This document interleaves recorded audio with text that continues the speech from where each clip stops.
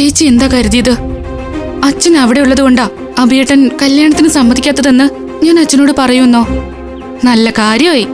ഞാൻ അത്ര മണ്ടിയാണെന്നാണോ ചേച്ചി കരുതിയത്? പിന്നെ നീ എന്ത് കാര്യമാ പറഞ്ഞത്? എന്റെ ഫ്രണ്ട്സൊക്കെ പഞ്ചരത്നത്തിൽ വരാറുണ്ട്.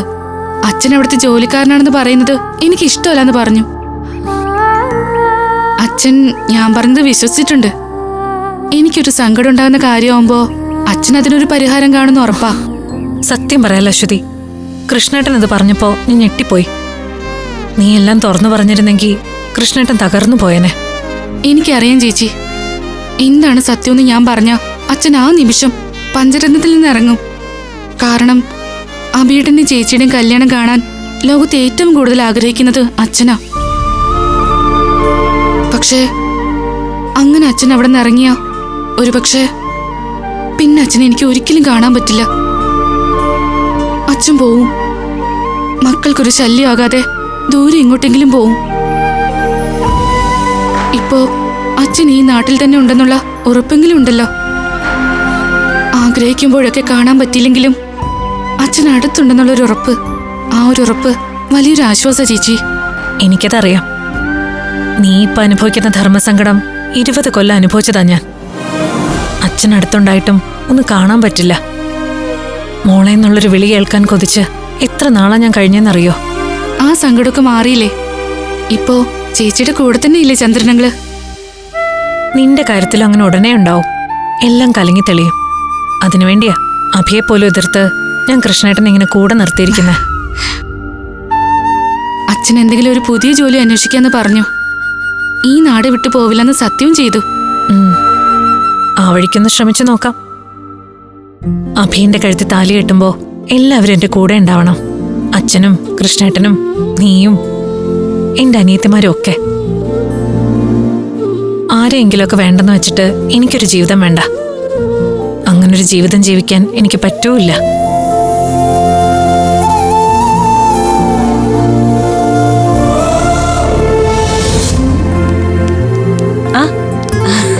അനഘേ, നീ ഇന്ന് ഓഫല്ലേ? അതെ, വന്നത് വേറൊരു കാര്യത്തിന്. കല്യാണം വിളിക്കണ്ടേ? ഞാനതങ്ങ് മറന്നു. ഇന്നൊരു ദിവസം കൊണ്ട് ഇവിടെ ഉള്ള എല്ലാവരെയും വിളിക്കണം. ഡോക്ടേഴ്സിനെ മിക്കവരെയും വിളിച്ചു. ഇനി ബാക്കിയുള്ളവരാ. അതിന്റെ ഉദ്ഘാടനം നിന്റെ അടുത്ത് തന്നെ ആവട്ടെ. എന്റെ കല്യാണം 7-ാം തീയതി കുടുംബസമേതം വരണം. മുഹൂർത്തം രാവിലെ 10:30-നും 11:30-നും ഇടയിൽ.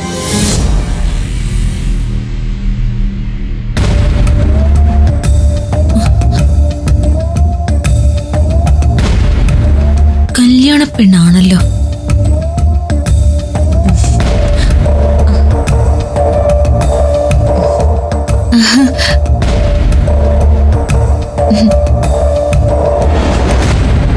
ദിവ്യ എന്താ ഇവിടെ? എന്റെ ഒരു റിലേറ്റീവ് ഇവിടെ അഡ്മിറ്റാ, കാർഡിയോളജി. സുമേഷ് ഏട്ടൻ വന്നില്ലേ? ഇല്ല, സുമേഷിന് എന്തോ തിരക്ക്. അനഘയ്ക്ക് ഇന്ന് ഡ്യൂട്ടി ഇല്ലേ? ഇല്ല, ഇന്ന് നാളെ ഓഫാ. കല്യാണം വിളി എങ്ങും എത്തിയില്ല. ഇന്നിവിടെ, നാളെ വേറെ കുറെ ഫ്രണ്ട്സിനെയും വിളിക്കാനുണ്ട്. അപ്പോ ഞങ്ങളെയൊന്നും വിളിക്കുന്നില്ലേ? അത് ഞാനല്ലല്ലോ വിളിക്കേണ്ടത്, അച്ഛനും ചേച്ചിയല്ലേ. അവര് വരും. കല്യാണക്കുറിയൊക്കെ കൊടുക്കുന്നുണ്ടല്ലോ, ഞാനൊന്ന് കണ്ടോട്ടെ. അത് ഇത് ഞങ്ങളുടെ ഫ്രണ്ട്സിനെ വിളിക്കാൻ വേണ്ടി പ്രിന്റ് ചെയ്തതാ. നിങ്ങൾക്കുള്ളത് വേറെയാ. എന്നാലും ഒന്ന് കാണട്ടെ ഞാൻ.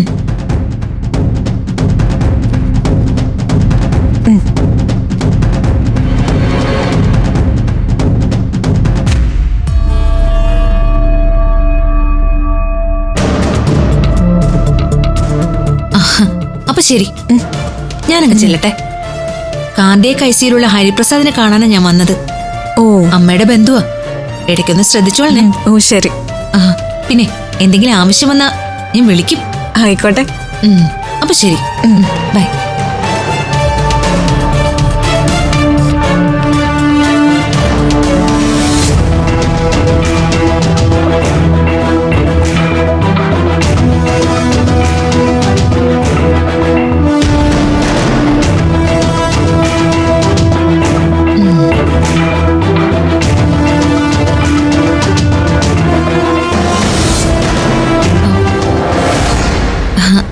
എന്താ പേര്?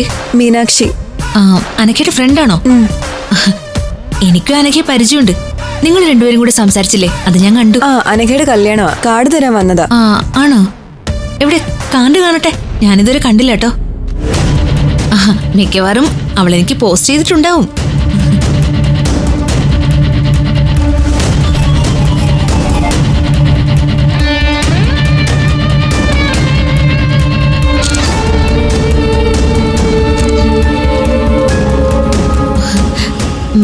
കൊള്ളാം, നന്നായിട്ടുണ്ട്. അപ്പൊ ശരി, കാണാം. പോട്ടെ. ഫ്ലവേഴ്സ് ഒരുക്കുന്ന കാഴ്ച വസന്തം യൂട്യൂബിൽ പ്രേക്ഷകർക്ക് ലൈവായി കാണാം. ഫ്ലവേഴ്സ് കോമഡിയിൽ ജോയിൻ ചെയ്യൂ, ആസ്വദിക്കൂ.